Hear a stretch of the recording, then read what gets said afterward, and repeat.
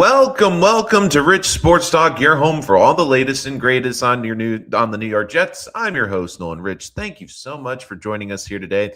If you are new to the channel, make sure to bash that subscribe button, hit that like button, and comment below to help us with the YouTube algorithm to get us out to more even great Jet fans. Again, we want to expand this community as much as possible. Check us out wherever podcasts are available, and also during YouTube, check out our community page and our post. Last week, I gave you an opportunity to grade the Frank Reich hire. And right now, I'll get into that in a little bit, my thoughts on that. But a lot of you gave 52% B, 28% C grade. So basically 70% of Jet fans are kind of in the middle on the hiring, which is where I kind of am. We'll talk about the offensive stat and how that could involve the Jets, quote, going car shopping.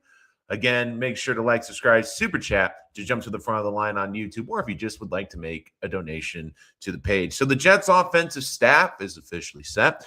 Thomas Merkel will be the offensive assistant and assistant to quarterback. Bill Musgrave, who's the quarterback's coach. Al Netter is the assistant offensive line coach. Alfredo Roberts, the tight ends.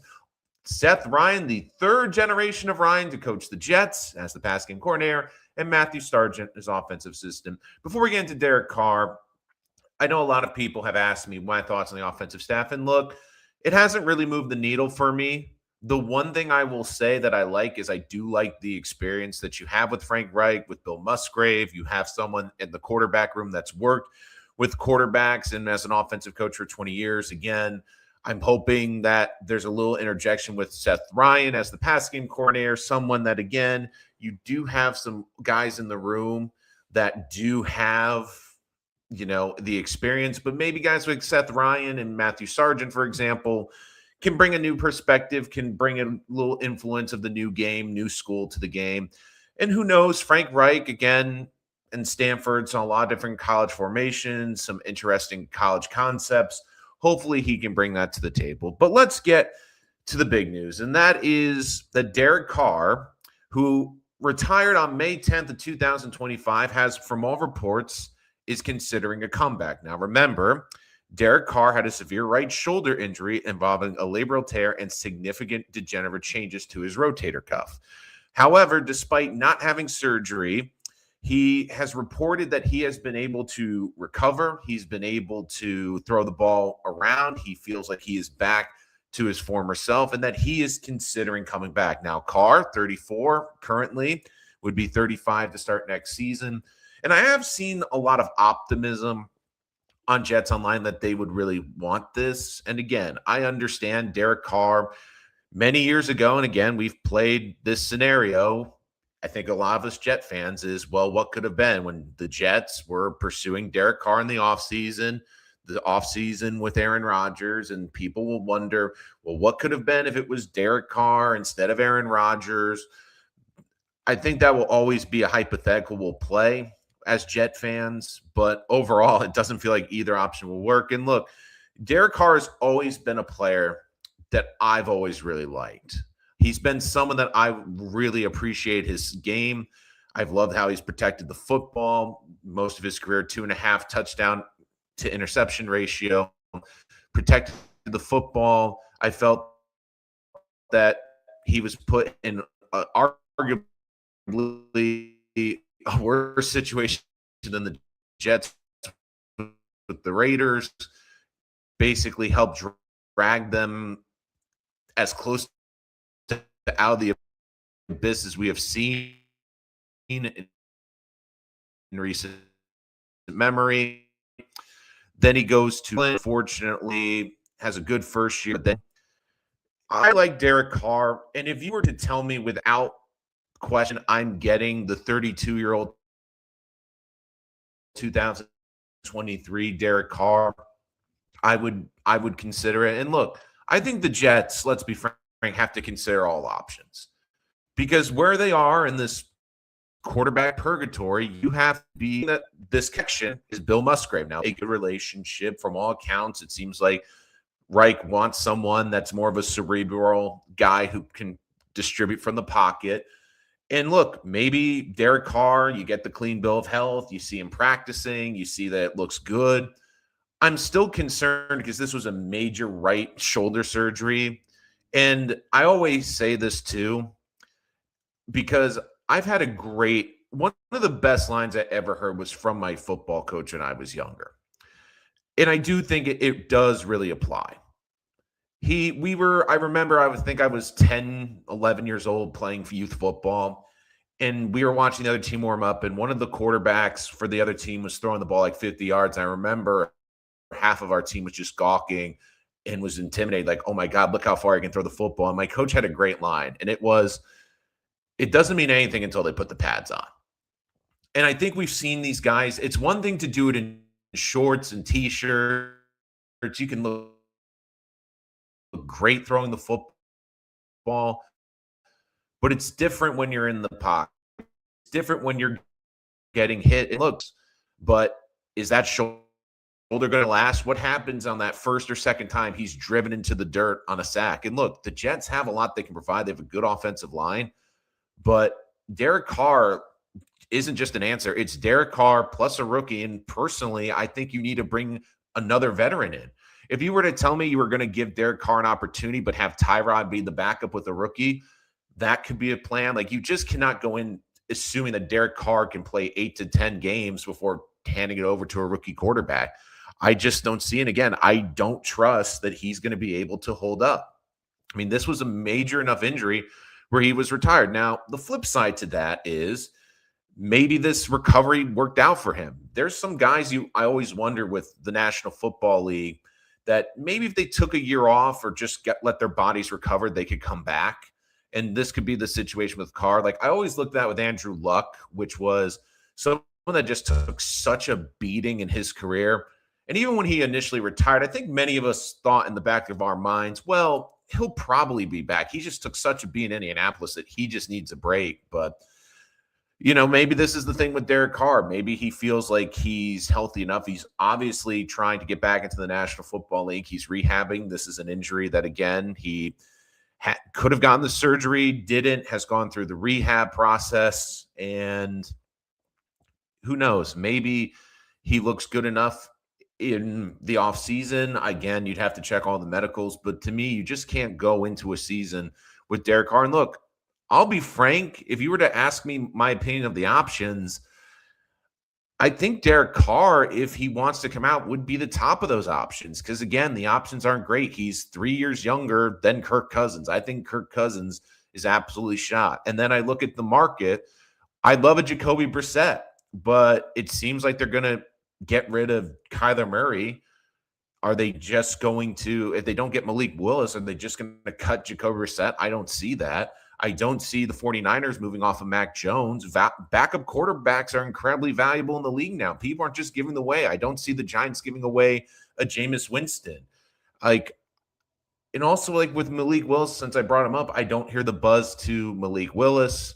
I've heard the Kyler Murray thing again. You've heard around the Super Bowl, people saying from Arizona, you do not want that. I think my favorite line was Connor Rogers on his SNY show said he was doing a hit in Arizona for the new head coach there on the radio program. And he asked about Kyler Murray, and the radio host laughed, said, we'll drive him to the airport for you, which tells you all you need to know. I would not touch Kyler Murray. But then you get into was it Marcus Mariota? Is it Carson Wentz? There's not great options out there. At least with Carr, there's a bit of the unknown. If he is his normal self or 75% of his normal self, it's going to be a guy that's not going to kill you. He's not going to turn the football over. He's going to be efficient in the pocket. I mean, this is a guy that completed 65% of his passes, can push it a little bit down the field. And the other thing I would worry about too is thinking of Jets history. Is this a situation kind of like Chad Pennington where, and look, Pennington had more shoulder issues than Carr, but if he gets banged up early in the season, is he going to lose that velo on the fastball? Is he going to be able to push the ball down the field, or are the Jets going to be limited to playing in a 5 to 10 yard sandbox because Derek Carr can't push the football down the field? Look, at this point with the Jets, you have to consider all options because they don't have a quarterback. They don't have the answer at that position. And I just look at it right now and I look at all these other options. If the Jets said, hey, Derek Carr is going to be an option, I'd be like, all right, well, there's got to be other pieces around him. I need another quarterback and probably a rookie, but I'd consider it. But the two things that people aren't talking about are this. Number one, the Saints have his rights. Now, will the Saints do the right thing and just let him walk because they got Tyler Shuck? I don't think so. I think that they're going to try to get a draft pick. And look, I don't think it's not going to cost you a day one or day two pick, but is it going to cost you 2 day 3 picks? Is it going to cost you some draft capital that you don't want to give up? And here's the other thing that I don't see a lot of people. They just make the connection. Well, Musgrave's now with the Jets. So that means Derek Carr wants to come to the Jets. I'm looking around the National Football League and I'm looking around at other teams and I'm going, there could be other better fits for Derek Carr, places he wants to go. And people are like, what do you mean? Well, first off the rip, what about Minnesota? They're not sure what they have with J.J. McCarthy. Derek Carr can go into that offense, and you saw what it did for Sam Darnold's career. What if he goes to Minnesota with the great weapons they have there and can revitalize his career and allows that front office, allows that coaching staff another year or two to try to find a quarterback, or he serves as a bridge until this upcoming quarterback class where maybe they take another shot on another quarterback. Another possibility that jumped to me, what about the Colts? I mean, the Colts are all in. They've invested all this draft capital. They're not going to have a first-round pick the next 2 seasons. They went all in. They pushed all their chips into the table. Do they go into this year with Daniel Jones off of a catastrophic injury? Like, could they bring in Derek Carr as maybe the stopgap until Jones is ready? I mean, this was a team that was so desperate, they got Phillip Rivers at 42 out of retirement. Like, that's a team that I could see it makes sense with Derek Carr. And Derek Carr looks at it and goes, those 2 teams, if I play decent, there's a chance we could be in the postseason. If he comes to the Jets, you have to also keep in mind he's going to be 35 years old. Maybe he's looking at, maybe I have 1 or 2 seasons left, maybe 3. And I hate to say this, but is he going to look at the Jets and go, is it worth my time? And is it worth the effort? And again, he might love Musgrave. He might love the Jets offensive line. But is he going to look at the Jets and go, they're probably, even with me, a 6 or 7 win team. Am I going to waste a year? Because again, this is someone that's already retired because of an injury. Is he going to waste the time or the year or the valuable year or 2 if he can get 2 or 3 years with the Jets? Where if he goes to the Colts, there's a good chance he could be in the playoffs. If he goes to Minnesota, there's a good chance he could be competing to get into the postseason. I just look around the league and I look at the opportunities around the league. And to me, there's just seems to be some better fits out there. Like, maybe he even doesn't want to start. Maybe he goes and be a backup for, let's say, the Texans, and CJ Stroud struggles and they go to him eventually in the season. Like, I just look at all these different options out there. And to me, there's other options. And here's a good one. What if Aaron Rodgers doesn't go back to Pittsburgh? Is there a chance Derek Carr maybe goes to Pittsburgh or they take a flyer on him? I just look around and I just feel like there's other options. And even if Derek Carr hits the market or is somehow released by the Saints, it just doesn't guarantee, he's walking into Florham Park. I just look at all these other options out there for this team. And again, super chat comment to get to the front of the line. Again, thank you, Chris. Always appreciate the support. Give us a like and subscribe. Again, everything's good, Chris. Good to hear from you.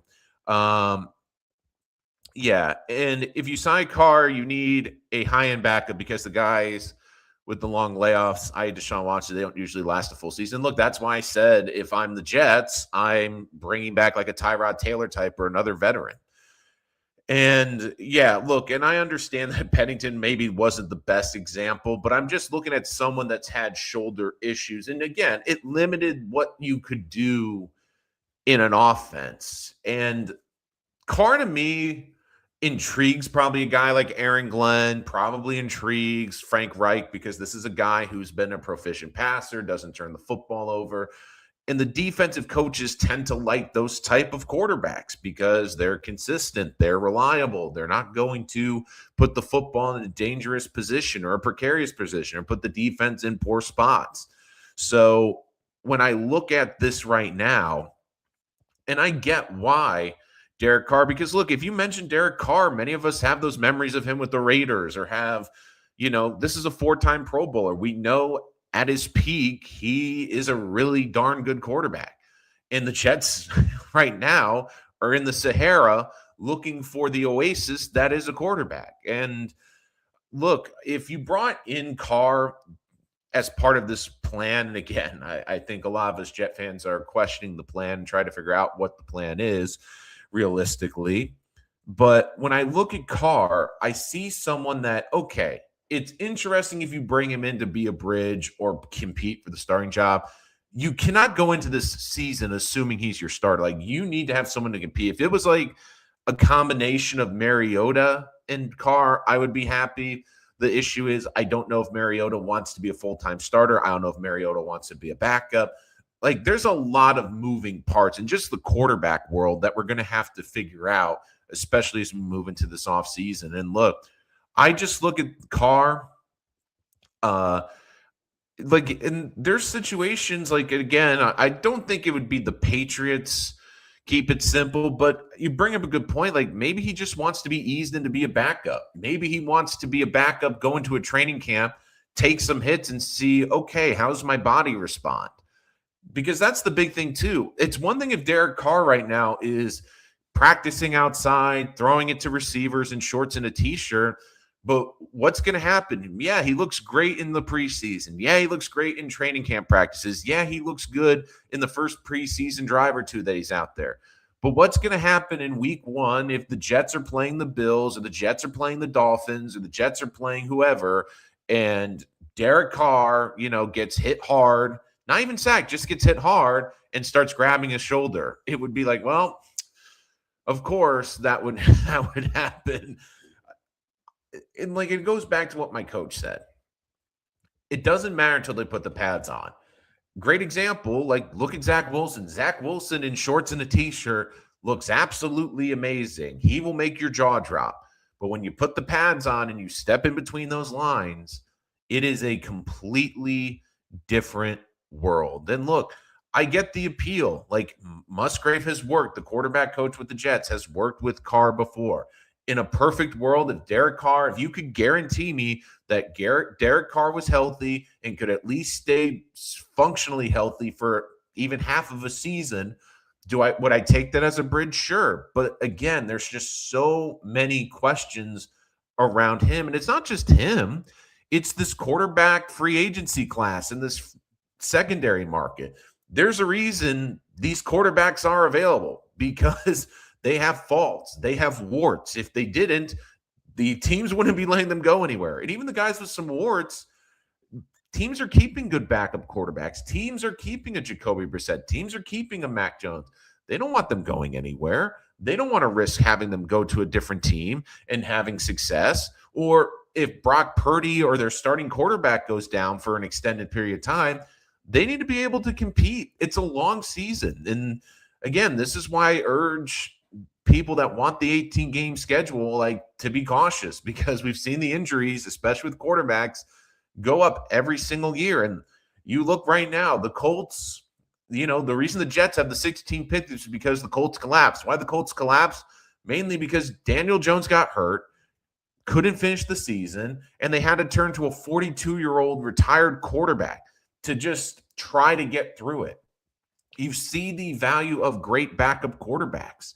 And I look at this quarterback market, it's not good. And with Carr, if you were to tell me I'm getting 2023 Derek Carr with no risk of injury, which again is impossible, I'd say sign me up. But you can't predict that. Like, what happens? Like, we saw it with the Jets with an Achilles with Aaron Rodgers. What happens if in week 1 he goes down hard, lands on that shoulder the wrong way, and he's done for the season? You have invested all this time, all this effort, all this energy into this quarterback, and now it's like, oh, we're drones. I'm out on Carr. Look, I'm not fully out on Carr. The only reason I'm not is you have to also have 2 other quarterbacks. I would say a rookie and another veteran. Like, if it's Tyrod Taylor, if it's another veteran backup, then like, you can't just go with Carr and a rookie. That doesn't work. And look, Justin Fields, Jones, he's gone. I mean, I think it's clear both sides want a divorce. Both sides want a clean break. And look, I think it's best for both parties that basically they separate. Let's say Carr is willing to the Jets. If the compensation for him is more than a fifth round pick, I'd pass. Too many holes to fill up the pass up downtown elsewhere. And look, like that's the thing too. The Saints have his rights. Like everyone's like, oh, he's just going to come out of retirement and go to the Jets. It doesn't work like that. The Saints have his rights. And if you're the Saints, you want to get as many assets around Tyler Shuck as possible. You take any draft pick, even if it's not great draft capital, you can use that day three capital to turn into players. I mean, look what the Jets did. They turned their day three capital into players like Juwan Briggs and Jason Brownlee and Harrison Phillips. So those are valuable pieces to get other quarterbacks. And the other thing too that I bring up is let's say Derek Carr comes out of retirement. Let's even say the Saints by some miracle just say, you know what, Derek, we feel bad. We got our quarterback. Best to you. We're just going to let you go pick where you want to go. Why? What makes the Jets at the top of the list? I just look around and I go, there's a couple of teams that I look at and I say, could they be in the market for Derek Carr? And I'll just list a couple of them really quick. The first team that I thought of right off the rip was the Minnesota Vikings. They have issues with J.J. McCarthy. They've had the injury issues. They look horrendous for letting Sam Darnold walk out of the building and win a Lombardi for Seattle. And you look at that situation there, they just fired their GM. Does Derek Carr give them some insurance? Maybe not even to start the season, but if they have to break glass in case of emergency, maybe that's not the worst place in the world for him to go. I mean, I just looked to go and basically have a chance to compete and work with great offensive talent like Justin Jefferson and be able to compete. Because even if Carr comes to Jets and plays well, are they better than a 6 or 7 win team? I don't believe so. Like, I'm just looking at other possibilities for him. Minnesota is definitely one of them. Another one is Indianapolis. The Colts went all in last year. They're still all in. Daniel Jones is recovering from a major injury. Phillip Rivers is back in retirement. The Colts don't have a first-round pick the next 2 seasons. They have a good roster. What if they say, you know what, Derek, we want to take a shot with you.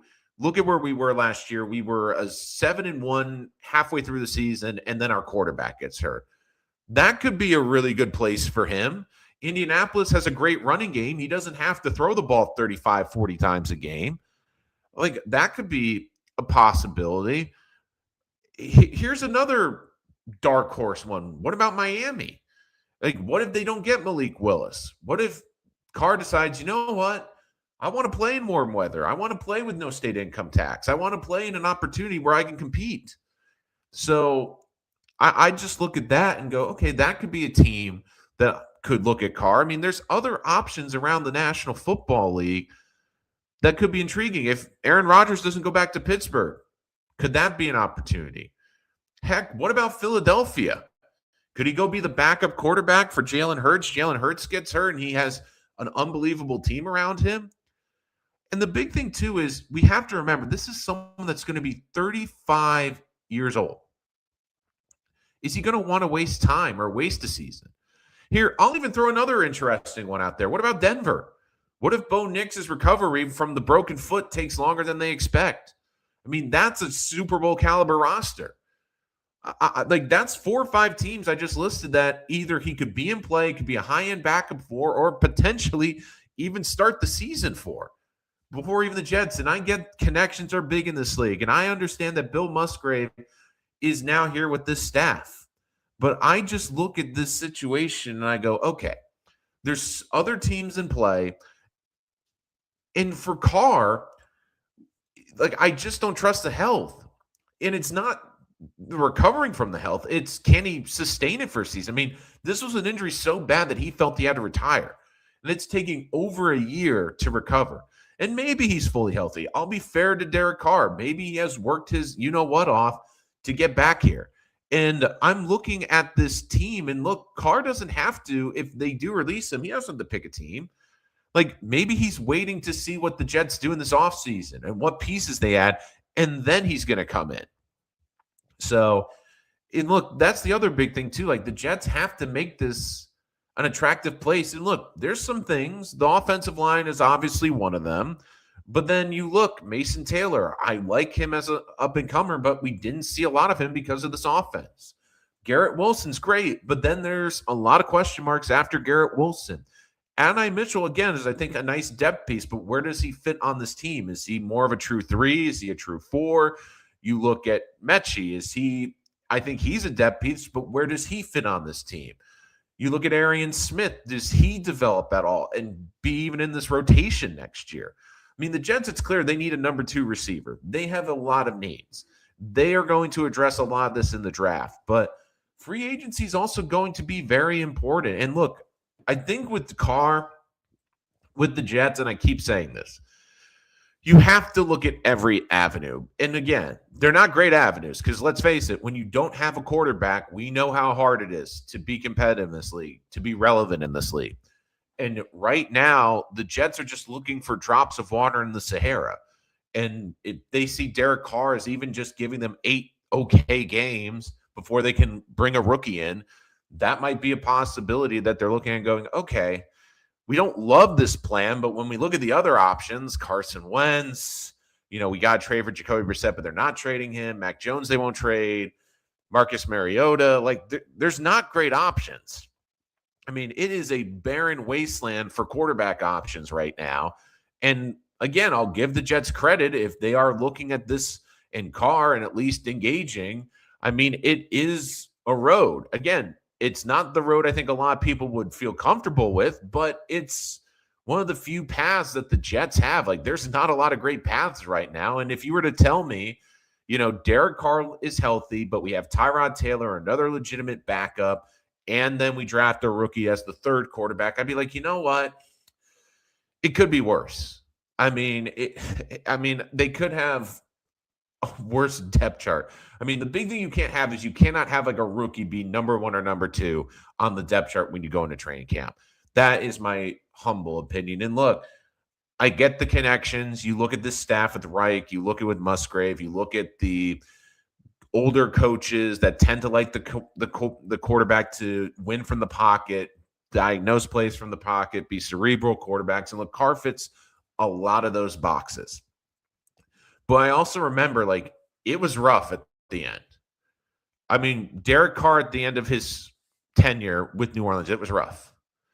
And look, I get it's hard because when we look at NFL players that have been in the league a long time, we tend to look at their best. We tend to look at the summation of their work. And look, to be fair, Derek Carr has a very, very impressive resume, especially when you considered the team he went to, the organization that drafted him, and what he turned himself into. I mean, this was someone that by year 2 in the league was a Pro Bowler. But you also have to look at the longevity.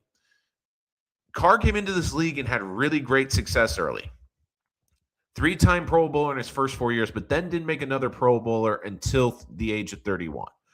And then he left Las Vegas for New Orleans. And, I mean, I get it. 77-92 isn't great, but considering with the Raiders, first season 3-13, you had a 4-12 season in there in 2018. Yeah, it's not pretty. But, with the Saints, indoors, doesn't have to worry about pushing the ball down the field. That's the other thing, too, with Carr. Is he going to be a great fit at MetLife Stadium? I mean, when you're playing in Oakland and Vegas and you're playing either in beautiful weather, in a dome when you were with the Raiders, or when you were inside with New Orleans and playing in the NFC South. I mean, these were legit questions we had when the Jets were considering bringing in Derek Carr during that free agency period. It's like, well, how's he going to do in the cold weather? Historically, not great. Is he going to be able to push the ball in windy MetLife? I mean, these are all key factors that were considered. And now we're talking about someone that is coming off of a labral tear. And this is the biggest thing that really concerns me, especially about not getting the surgery. Quote, significant degenerative change to the rotator cuff. Like, if they didn't go in and clean that up, to me, it's not that he's throwing the football around feels good now, but what happens when he starts getting hit? What happens when he takes his first shot in training camp? And all of a sudden that shoulder might lock up, or that shoulder's like, oh, I didn't love that. So there's a lot of red flags around Carr. And look, to be fair, he's not the top of my list. And look, if I, in a perfect world, I'd rather, trade for someone on another roster. But again, what kind of compensation am I getting? Like, look, I like Mills from the Texans. I think he's what you're looking for in a bridge. But how much is it going to cost you? And if you're the Texans, why are you so eager to move off of him with CJ Stroud? Again, like, if you were to tell me that they released Carr and basically he signed with the Jets and they drafted someone in this draft, I mean, I wouldn't love it. Like, if you sold me that, look, they're going to get Carr, but they're also going to trade for Tanner McKee from the Eagles. They're then also going to draft someone, and Tanner's going to compete with the rookie behind Carr. I mean, that's an option. I mean, look, I'll give the Jets a little credit. It seems like, and again, it's how we got here. It seems like at least there's a semblance of a plan. And look, is Carr the worst option? No. Is it something to check in on if you're the Jets? Sure, because they're really, like I've speculated and we've talked about for months, there's not a lot of great quarterback options. And I guess you give the Jets credit for thinking outside the box.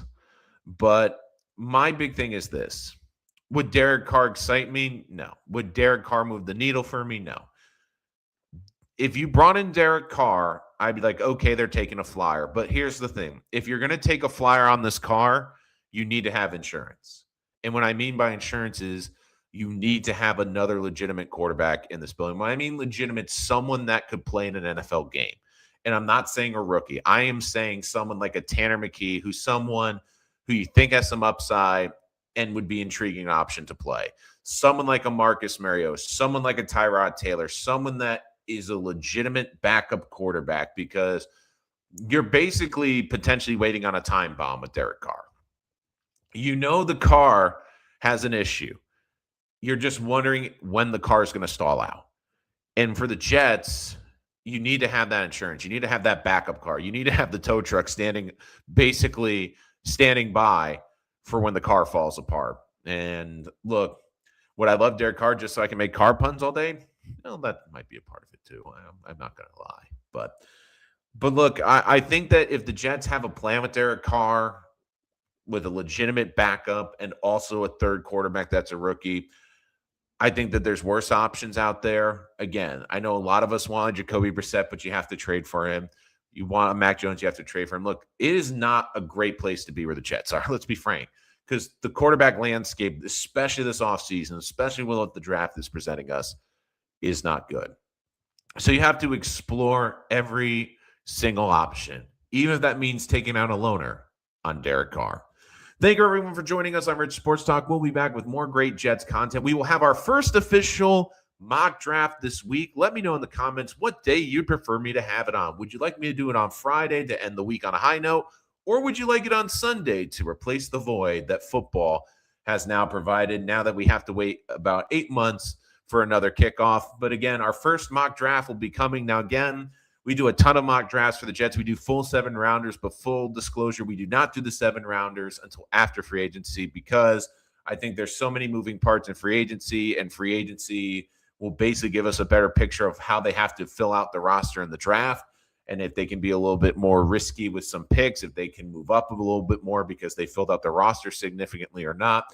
So we're going to do our first 2-round mock draft, exploring the first 4 picks that the Jets will have. Let me know if you want it. I'm leaning towards Sunday, but if you want it on Friday, let me know in the comments. Make sure to like, subscribe so you don't miss any of our latest episodes. And, of course, make sure to let us know what you want us to talk about in the future. But, again, we'll have our first mock draft dropping this week. Can't wait to bring you in on that. and it's going to be an exciting one as we start getting into the full off season and the full draft season here on Rich Sports Talk. We will see you next.